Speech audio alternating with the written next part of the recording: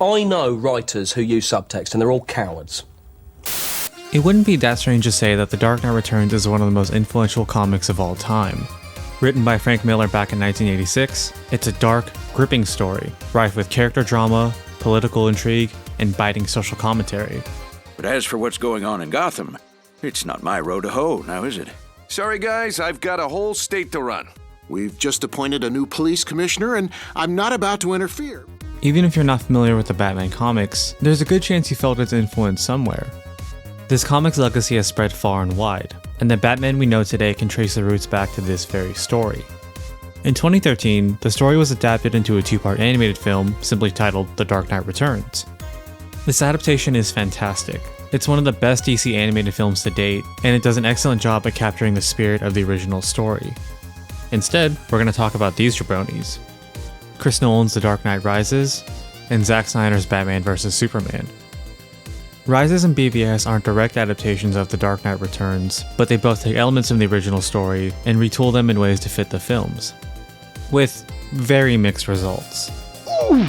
I'm not going to sugarcoat it. The Dark Knight Rises and BVS are deeply flawed. There's a time and a place to get into those flaws. Cryptic metaphor! But for now, we'll stick to the ones specific to The Dark Knight Returns. Imitation is the sincerest form of flattery, but with Rises and BVS, the imitation hurts a lot more than it helps. There's many reasons The Dark Knight Returns is still talked about today, and we're going to get into what made it so good and what the live-action films have failed to recapture. The history behind The Dark Knight Returns is almost as important as the comic itself. Like every superhero, Batman has gone through his fair share of change over time. The Batman of the 40s and 50s wasn't that different from the one we see today.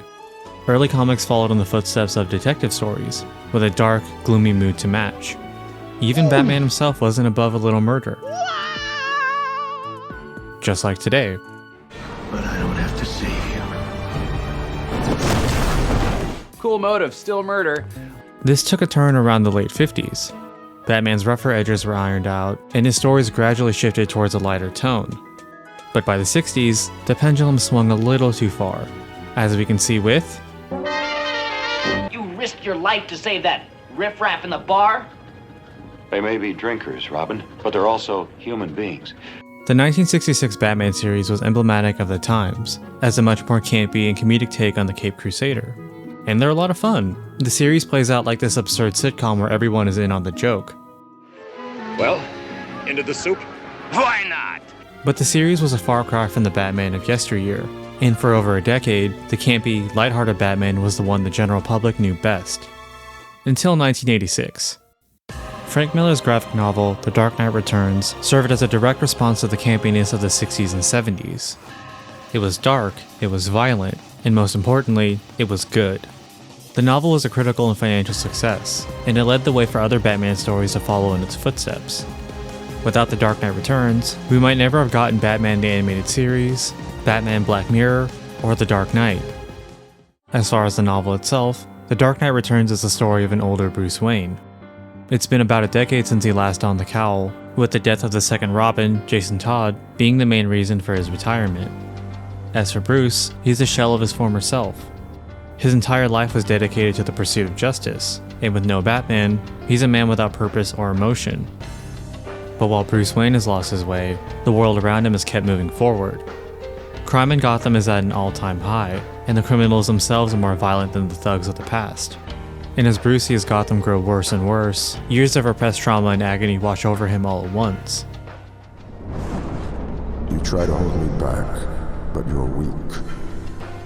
When the pain subsides, a single burning desire remains, the same fire that burned within him decades ago. The time has come.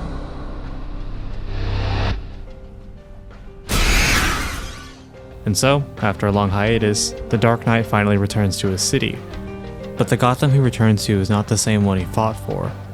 New threats are more formidable than he thought, and old enemies are just as deadly as before. The Dark Knight Returns is a story about Bruce adapting to this new world, and whether or not he can survive in it. Batman's resurgence eventually makes national news, and the US government is forced to take matters into their own hands. You know what I'm asking. Sir, I can talk to him, but... I'd just hate for things to get out of hand. The showdown between Batman and Superman is the climax of the story, and after a brutal final battle, Batman defeats Superman, but at the cost of his own life. And after 55 years, Bruce Wayne is finally laid to rest. Or so we thought. The story reveals that Batman faked his death and intends to continue his war on crime. But this time, he'll work in the shadows and act as a mentor for the next generation of Batmen and women. I spent 10 years looking for a good death. This'll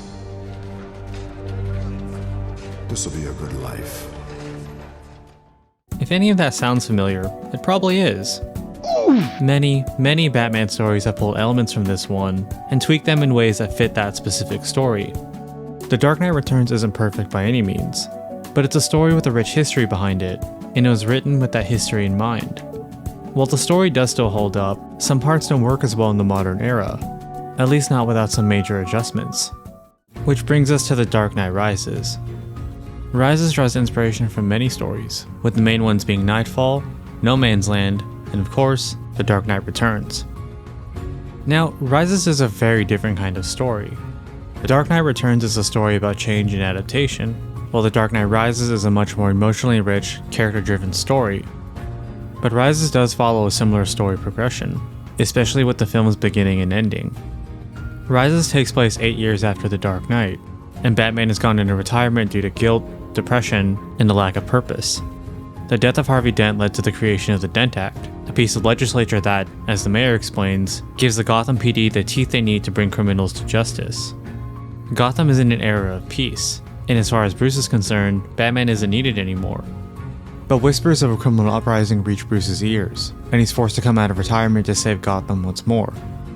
The next inspiration can be seen in Batman's fights with Bane, which play out similar to the mutant leader fights in The Dark Knight Returns. In both stories, Batman faces off with a more powerful enemy, but loses. Badly. I will break the back! He almost dies because he's used to relying on his strength and martial prowess, which doesn't work when the opponent is so much stronger than him. But he learns from his defeat, and for the second fight, he doesn't fight harder, he fights smarter.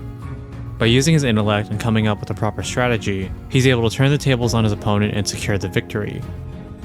And finally, The Dark Knight Rises ends with Batman faking his death in order to pursue another life, just like The Dark Knight Returns. Of the story beats that this film mimics, this is the one that works the best. Batman dies so that Bruce Wayne will live on, which is a fitting end to this Batman's journey. As for the other story beats, they don't work nearly as well. They fit the story in Rises, but there's always a little asterisk right beside it. Let's start with the time skip. Out of all the references to The Dark Knight Returns, this is the one that stands out the most. It works as an homage to Bruce's retirement in The Dark Knight Returns, but beyond that, it doesn't add that much to the story. In The Dark Knight Returns, the passage of time serves a very distinct purpose. It's almost the foundation of the entire story, and it's used to show the audience that the world has changed. Gotham is worse than ever, the government is more controlling, and Batman's allies are growing fewer and fewer. There's a strong emphasis on world building within the story, and we're constantly given details about the current status quo and how the characters are adjusting to it. The characters will often talk about the current state of affairs, and the story uses news segments to highlight any current events. Both Joker and the Batman, who himself left dozens of police hospitalized, are now fugitives from the law, kidnapping and murdering young children, a line even the mutants hadn't crossed until now. This just in, a spokesman for the Ridley chewing gum family has revealed that the mutants have kidnapped Kevin Ridley, the 2-year-old heir to the Ridley fortune. We're not just told about the world either. We're always given a chance to see it for ourselves. The future is a mess, and that's made abundantly clear throughout The Dark Knight Returns. So, when we circle back to The Dark Knight Rises, the time skip is borderline non-existent. If you told me that Rises took place 2 or 3 years after The Dark Knight, I'd believe you.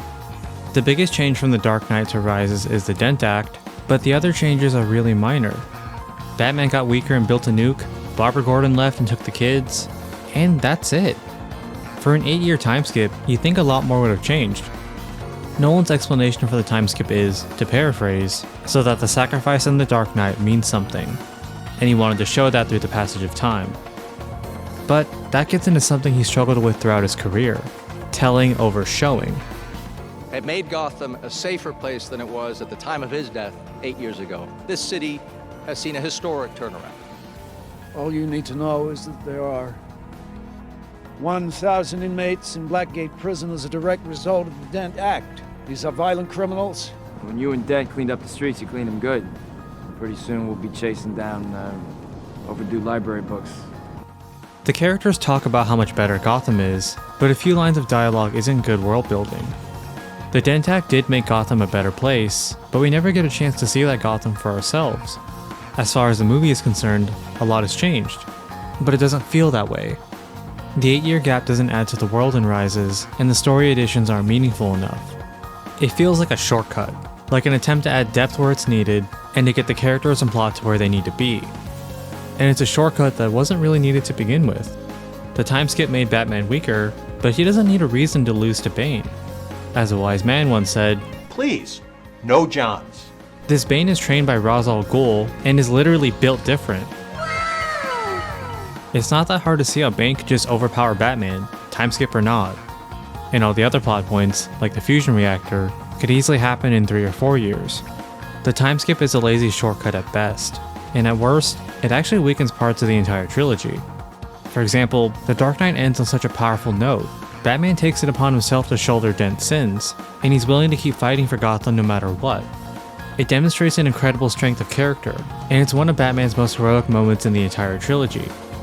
Then we get to Rises, and instead of fighting for Gotham from the shadows, it turns out he quit, and did nothing but sulk for almost a decade. Or to be more specific, he sulked and took up a new hobby, neutron bombs. My guy could have just bought a stand mixer, like a normal depressed person. And it gets worse when you realize that this Batman has spent more time globetrotting, training, and being sad than he spent actually being Batman. It's ambiguous how much time passes between Batman Begins and The Dark Knight, but the Joker implies it's only been about a year between films. Let's wind the clocks back a year. These cops and lawyers wouldn't dare cross any of you. I know the Joker is the last person you should take at face value, but there's not many reference points for the trilogy's timeline. So when you map out this Batman's career, it looks like this. Bruce Wayne drops out of Princeton and travels the world for 7 years. He returns to Gotham and spends anywhere from a few months to a year as Batman. Harvey dents his face, and Batman goes into exile for the next 8 years. This isn't a veteran Batman coming out of retirement. This is a rookie Batman who just started his 2nd year of work. Imagine having an entire trilogy to yourself and still being the least experienced Batman to date. And that includes the newest Batman, who, by the way, is already in his 2nd year of crime fighting. There were a lot of ways for the time skip to work in The Dark Knight Rises, but as it is, there's just not enough there to make it work. Which is a shame, because the time skip in Rises offers a lot of storytelling potential. But with the way it's handled, it's really underwhelming. And I'd say similar things about the Bane fights, or specifically, the second fight. Oh my, who caused this catastrophe? For the most part, the first one is fine. It's actually less of a Dark Knight Returns homage and more of a reference to Nightfall, the story where Bane breaks Batman. It's one of the better fights in the trilogy, if not the best fight, and it does an excellent job at establishing how powerful Bane is. As for their second fight, it's a letdown. Batman does defeat Bane, kind of. I have dreams too! But the issue is less with the idea and more so with the execution. The Bane fights follow a similar pattern to the mutant leader fights in The Dark Knight Returns. Like with Bane, Batman challenges the mutant leader, but is totally outmatched by a younger, stronger foe. As he tends to his wounds, he points out exactly where he went wrong. Perhaps your judgment was impaired. I tried to match his savagery last time. That was my mistake. I have to be smarter. So for the second fight, he comes prepared. He catches the mutant leader off guard.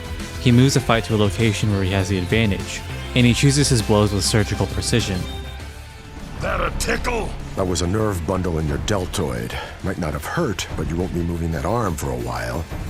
And he doesn't just win the fight, he completely and utterly defeats his opponent. It's one of the coolest parts of the story because the fight is over before it even begins. Instead of relying on brute strength, Batman turns to his most powerful weapon, his brain. And technically, that still applies in The Dark Knight Rises. In the pit, one of the prisoners tells Bruce about Bane's weakness, the mask. And when Batman returns to Gotham, he defeats Bane by fighting smarter.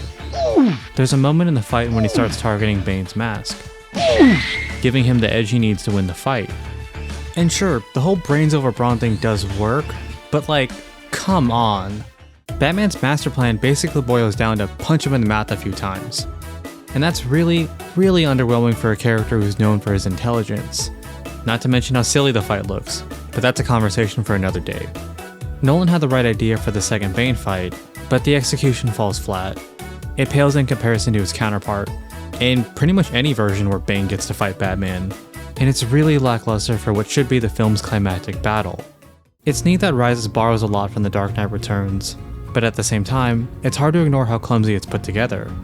You have a time skip that barely changes the status quo, and a brains over brawn battle that barely has any brains. Bane, you gullible fool! An ending with Batman faking his death works, but the other story beats don't work as well. The ideas are there, but the execution to bring them to life isn't, which is the exact same issue we'd see a few years later. BVS doesn't borrow as much from The Dark Knight Returns, but it borrows two major elements. The first is Batman himself. Like The Dark Knight Returns, the BVS Batman is much older and more violent. This has its own set of issues, but they extend well beyond BVS, so I'll keep it brief.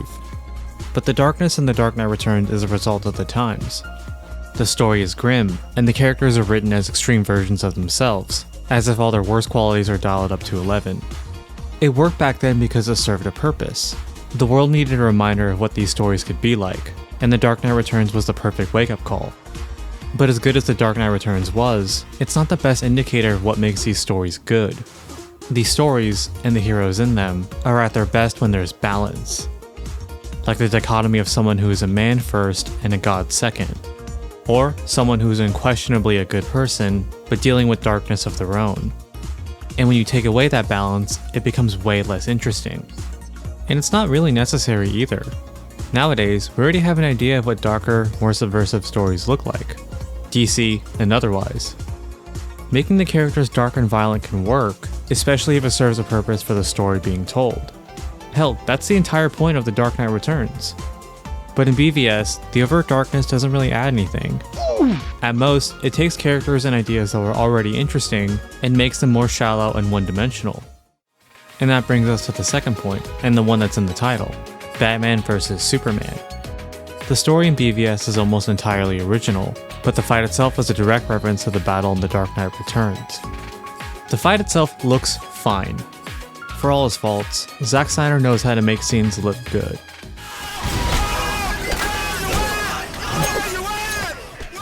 And it looks 10 times better than anything we saw in the last movie. But aesthetics alone do not make a good fight. If the writing behind the fight is lacking, the visuals can only help so much. And the writing in BVS is exactly what brings it down. In BVS, Batman sees Superman as a threat to humanity. He's afraid that at any point, Superman can erase millions in the blink of an eye. It's not the most complex motivation, but it's reasonable all things considered. As for Superman's motivation, he doesn't really have one. He doesn't have a reason to seek Batman out, and the only reason he does so is because of Lex Luthor's scheme. So on one side, you have a stalker who wants to fight Superman, and a Superman who has to be blackmailed into fighting Batman. It feels unnatural, and by all accounts, it shouldn't have happened. In BVS, Batman and Superman barely know each other. They interact like 3 times throughout the movie. So when we get to the titular battle, there's next to no drama going into the fight. I've seen more drama in parody episodes of Community. And to top it off, their battle doesn't even get a proper resolution. Doomsday shows up, and the climax turns into a dumb CGI battle. Again. For a fight that's meant to be the selling point of the movie, the actual fight between Batman and Superman doesn't have a lot going for it. The visuals are fine, but otherwise, it's forced, impersonal, and lacks any dramatic weight. Which isn't something I would say about the battle it's referencing. In The Dark Knight Returns, the Batman and Superman we see aren't strangers. There's a sense of history between the two, and from the way they talk with each other, you can tell they have a good understanding of how the other's mind works. You cost me hours of work last night. Why do you always have to be like this? You played right into their hands last time. When the parents' groups and the subcommittees came after us, you're the one they pointed to. But things are different now. Superman answers to the US government, and the government sees Batman as a liability. He's too radical, too controversial, and according to them, he has no place in this world anymore. So, the US orders Superman to take care of the threat, just like he's done before. Still hurts when it's cold. And Clark does not want to fight Bruce. He's not even happy with his current arrangement with the government, but to him, it's the only way he can continue saving lives. He tries to reason with Bruce, because at the end of the day, Superman is still Superman. He's a good person at heart, and he doesn't want to resort to violence unless he has to. But Bruce can't afford to back down. As extreme as his methods are, he is making Gotham a better place, and he doesn't need the government, or Superman, meddling in places they don't belong. Crime Alley. It was never a matter of if these two are going to fight. With where they're at and who they answer to, it was only a matter of when. And unlike BVS, their fight in The Dark Knight Returns has a proper resolution, and it's not as simple as one character beating the other. Batman wins, but by the skin of his teeth. It takes everything he has just to survive, all while Superman is going easy on him and still trying to get through to Bruce. Batman defeats Superman, but that isn't the real victory. The real victory is in the aftermath. Once Superman realizes that Bruce faked his death, he's willing to look the other way as long as Batman stays quiet from now on. There's a reason this is an iconic showdown. It's not just a fight between heroes with decades of history, or a man fighting a god. It's a battle between former friends who don't want to fight, but have to, because too much has changed over time. And that's the kind of drama that makes for an incredible fight. Don't touch him. On the surface, it looks like the fight in BVS. But the lead up, motivations, and resolution couldn't be more different, and that makes all the difference. At best, the version we see in BVS is a shallow imitation. You can tell Zack Snyder loves The Dark Knight Returns, and he was dying to put this fight on the big screen. But it was never going to work as is. This showdown just doesn't work without the build-up. Batman and Superman barely know each other, and we don't really know them either. We've only had 2 movies to learn about this Superman, and there's a good chance we might not even like what we see.